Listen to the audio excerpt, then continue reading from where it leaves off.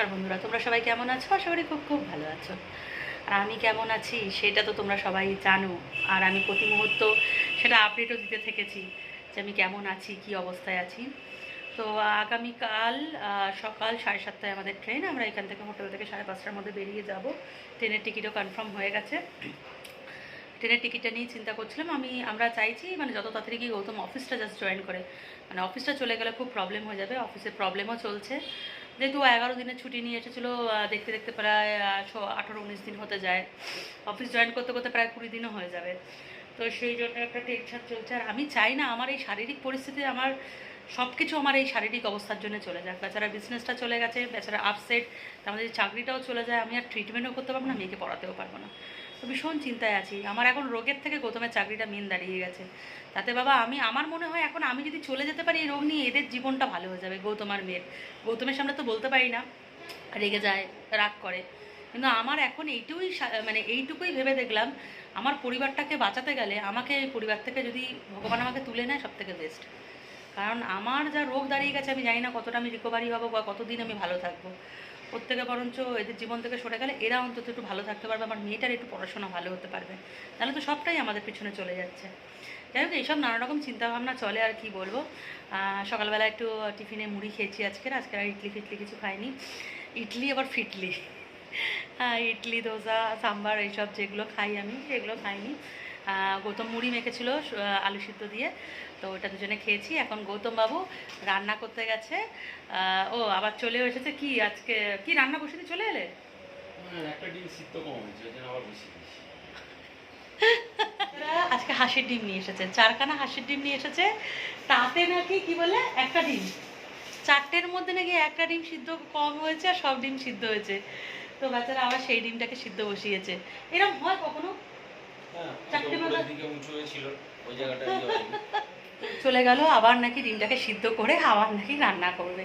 তো যাই একবার দেখে আসি কি করছে। এখানে এই 3টে ডিম সিদ্ধ হয়ে গেছে, আর একটা আবার অপারেশন বেডে চলে গেছে সিদ্ধ হতে।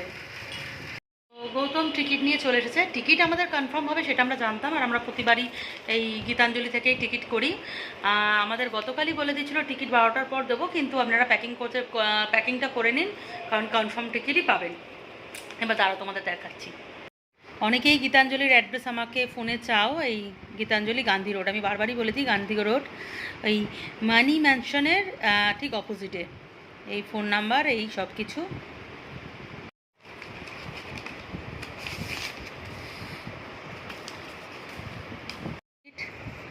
দুজনের, আমার আর গৌতমের, এই B3 13-14 কপাল খারাপ, সেই পেয়ে গেছি মিডল বাথ আপার বাথ। আর টাকাটা কত পড়েছে সেটা দেখাচ্ছি। প্রিমিয়ামে যেহেতু টিকিট আমরা নিয়েছি, এছাড়া টিকিট হয় না এখানে, খুব অসুবিধা হয়ে যায়। এই তৎকাল প্রিমিয়ামে আমাদের টিকিট পড়েছে 4,862।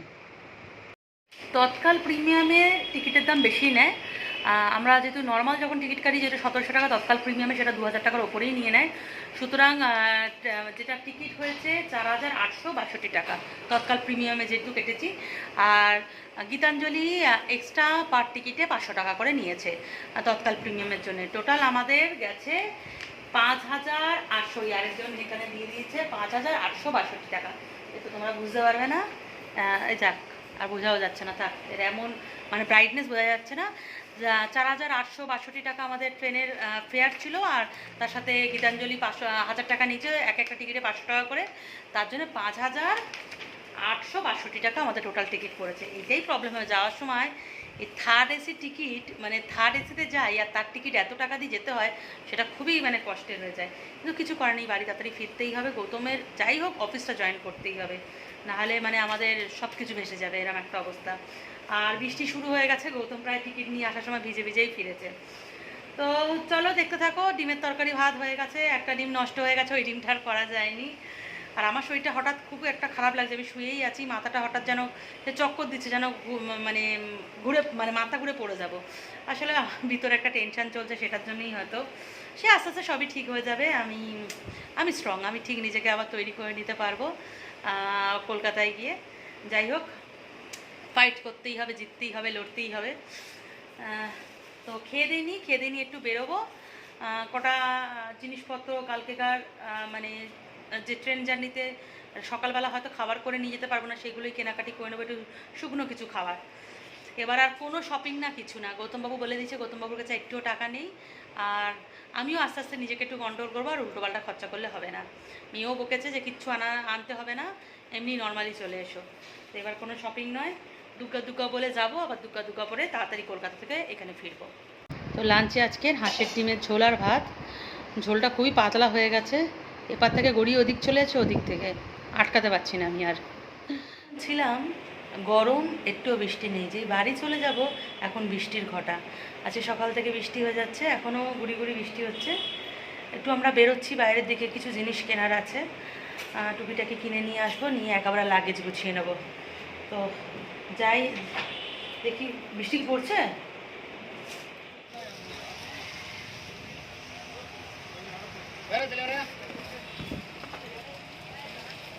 বৃষ্টির মধ্যে অনেক খোঁজাখুঁজির পর এই ফলের মার্কেটটা খুঁজে পেয়েছি।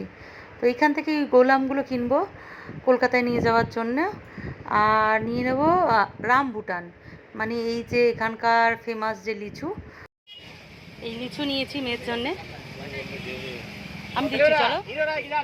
এত বৃষ্টি হচ্ছে, আমি পুরো ভিজে গেছি, ছাতা পুরো মানছে না, পুরো পিছনটা পুরো ভিজে গেছে, এই একটা সাইড ভিজে গেছে, মাথার চুল একদম রাস্তায় কাদা জমে গেছে। শুধু মেয়ের জন্য এই আমটা আনবো বলে সেই লং বাজারে যেতে হয়েছে, গিয়ে ওইখান থেকে আম এনেছি। তাও অর্ধেকের বেশি দোকান বন্ধ বৃষ্টির জন্যে। ভেবেছিলাম একটু মায়ের জন্য মুড়কু নেবো, কিন্তু সেই দোকান আর বন্ধ, এদিকটায় বৃষ্টি টিষ্টি হচ্ছে, নিয়ে যেতে পারবো না। পরের বার যখন আসবো তখন দেখা যাবে।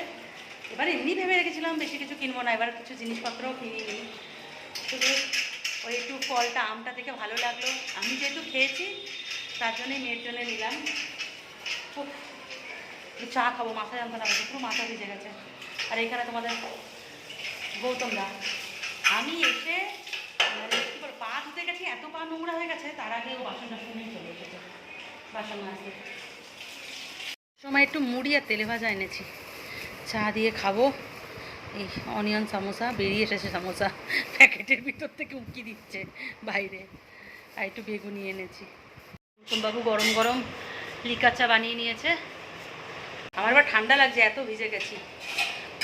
আর রাস্তা যা নোংরা, এখানে তো ওপেন ড্রেন, যারা ভেলোরে আসে তারা সবাই জানো, এখানে রাস্তাঘাট খুব নোংরা, ওপেন ড্রেন, মানে আমার গা শিরশির করছে এই নোংরায় পা দিয়ে। এসে আগে বাথরুমে ভালো করে পা ধুলাম। জামা কাপড় তো আর কাচতে পারলাম না, সেগুলো সব মেলে দিয়েছি, শুকিয়ে গেলে লাগেজে ভরে নেবো। আর একটু পর থেকে লাগেজ গুছিয়ে নেবো। আর দেখি রাতে কি রান্না হয়, আর কালকের জন্য কিছু করতে পারি কিনা, ভাবনা চিন্তা তো করে এসেছি। কিছু তো খাবার না নিয়ে গেলে আমার তো অসুবিধা হয়ে যাবে। আগে গরম চায় চুমুক দিই।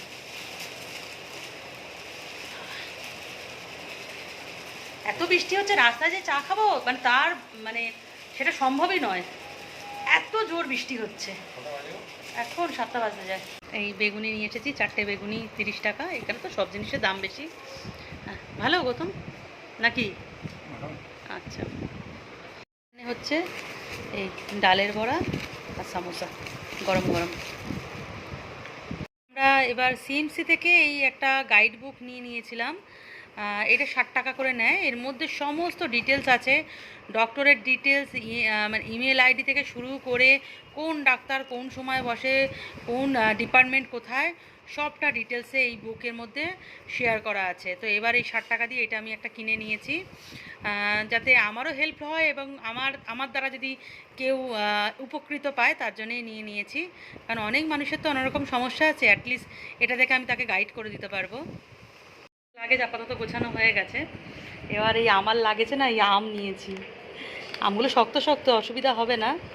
এই আম নিয়েছি, এই আমগুলো দেখতে এত সুন্দর তার জন্যই নিলাম, পুরো গোল আম, আর খেতেও পুরো আলাদা।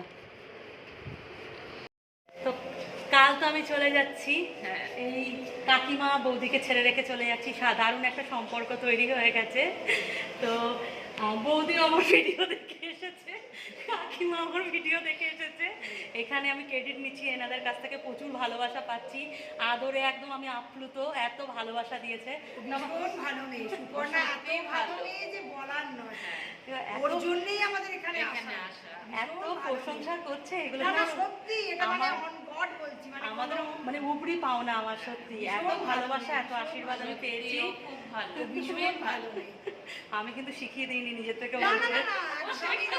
সুপর্ণা শিখাবে কি ও আমরা কালকে চলে যাবে তার জন্য আমাদের মনটা মনটা সত্যিই কষ্ট খারাপ পাচ্ছি কাকিমা ঘুমায়নি উঠে চলে এসেছে আমার সাথে দেখা রাত্রিবেলা ওই করতে। জন্যই ওর সঙ্গে দেখা করতে আর দেখা করবো বলেই বৌদিও চলে এসেছি। জেগে আছে আমার সাথে দেখা করবে যে তুমি ভোরবেলা চলে যাচ্ছি এইটাই আমার আমার পাওনা যেন দেখা হয় ওর একদম, সঙ্গে আমি সবার সাথে সম্পর্ক রাখবো চিন্তা নেই রাতে খেয়ে দিয়ে ঘুমাতে ঘুমাতেই 12:30 বেজে গেছিলো ঘড়িতে 3:30 বাজে মানে ভোর 3:30 তো সবাই ঘুমাচ্ছে আমরা উঠে পড়েছি একটু বললাম কিছু রান্না বান্না করে নিয়ে যেতে হবে কিন্তু ট্রেনের খাবার আমি খাই না গৌতম এখানে রান্না বসিয়ে দিয়েছে এখানে হবে আলুর দম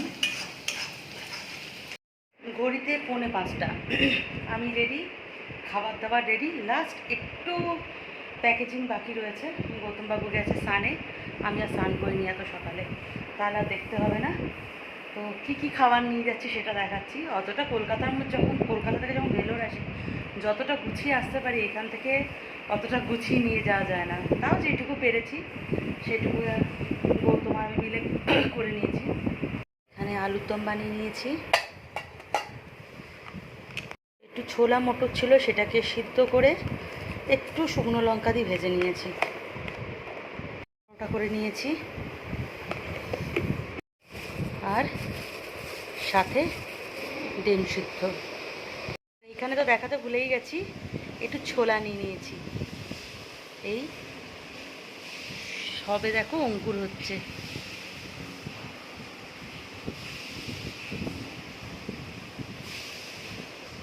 এইগুলো হচ্ছে গৌতমের মুড়ি খাওয়ার জোগাড় আর সাথে নিয়ে নিয়েছি গৌতমের প্রিয় মুড়ি চানাচুর শসা টমেটো পেঁয়াজ শুধু গৌতমের প্রিয় বললে হবে না ট্রেন জার্নিতে এই খাবারটা আমারও ভীষণ প্রিয় হয়ে যায় ট্রেনের উল্টোপাল্টা খাবার থেকে সব কিছু গোছানো কমপ্লিট এখন শুধু অপেক্ষা হঠাৎ আমার পেটে এত পেন হচ্ছে আমি আবার শুয়ে পড়েছি পাচ্ছি না একটু বেশি কাজকর্ম করলেই এখন পেনটা বেড়ে যাচ্ছে আর কিছু করার নেই পুরো যদি সুস্থ হয়ে বাড়ি যেতে পারতাম না সেই আনন্দটা আলাদাই হতো বাড়ি যাওয়ার আনন্দ একটা আছে ঠিকই কিন্তু তার থেকেও বেশি হচ্ছে আমার আর গৌতমের মধ্যে একটা ভয় আর টেনশন যে ইনকেস যদি বাড়াবাড়ি হয় কলকাতায় আমরা কি করব।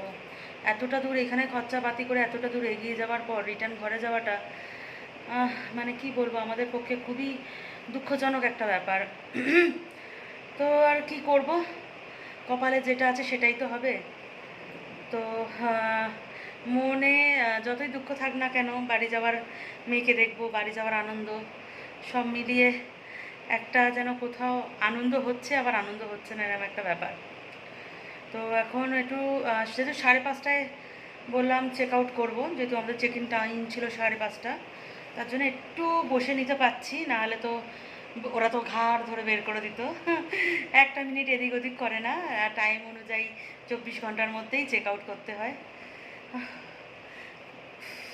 দুখানা আমার লাগেজ ব্যাগ এসেছিল তার সাথে দুখানা ছোটো ব্যাগ একটা খাবার ব্যাগ একটা আমার হাতের ব্যাগ যেখানে মেডিসিন টাওয়াল ব্রাশ ট্রাশ সব অলরেডি রয়েছিল ট্রেনে যেগুলো লাগে আর এদিকে ওদের বাসনপত্র মেজে ধুয়ে পরিষ্কার করে দিয়েছি গ্যাস 3 মাস পর পর ভেলোরে এসে আমাদের নতুন সংসার তৈরি হয় আমার আর গৌতমের যেটা স্থায়িত্ব মানে 2 সপ্তাহ বড় জোর 20 থেকে 25 দিন তারপর আবার রিটার্ন কলকাতা তো এই জার্নিটা কবে বন্ধ হবে আমি জানি না যেদিনকে বন্ধ হবে সেদিনকে আমার থেকে খুশি কেউ আর হবে না বিশেষ করে আমার থেকে বড় কথা গৌতম বেশি খুশি হবে আমরা পুরো ক্লান্ত এই জার্নিতে তাই মানে কি বলবো আর বলার কিছু নেই বিশাল একটা আক্ষেপ নিয়ে যেহেতু ফিরছি আবার পুরো আজকের হচ্ছে 20 তারিখ আবার ঠিক 1 মাস পর আমি 20 তারিখে এই হোটেলে ঢুকবো শুভমে চেক ইন করবো মানে এই কষ্টদায়ক বেদনাদায়ক জীবন মানে না থাকাই ভালো সত্যি বলছি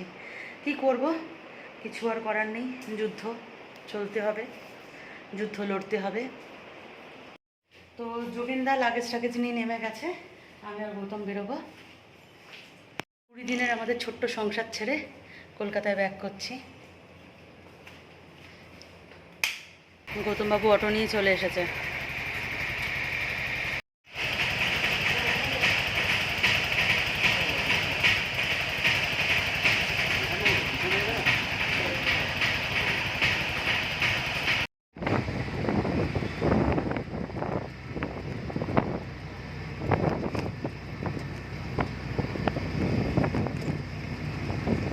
আমরা কাঠপাটি স্টেশনে পৌঁছে গেছি।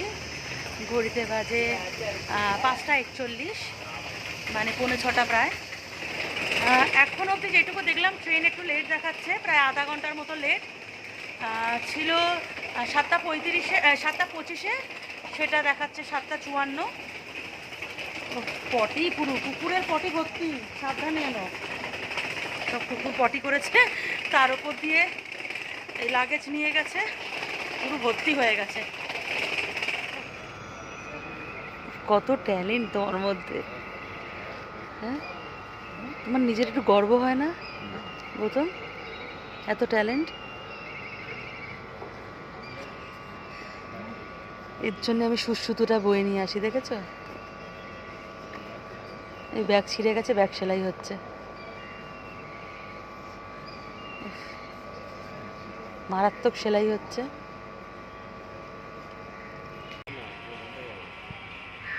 সব দল বেঁধে আসছে, সব ঘুম ভেঙেছে। ইস, কতগুলো! এদিকেও রয়েছে, এদিকে একদম ছোট ছোট গুঁড়ে গুঁড়েগুলো। স্টেশনে তো পৌঁছে গেছি, একটা ফাঁকা জায়গা থেকে বসে পড়েছি। সকালের যে ওয়েদারটা এখানে ভীষণ ভালো। তো এখনও ঘন্টাখানেকের আমাদের অপেক্ষা স্টেশনে। তো ব্লগটা এখানে এন্ড করছি। তোমার সবাই ভালো থেকো, চলো বাই।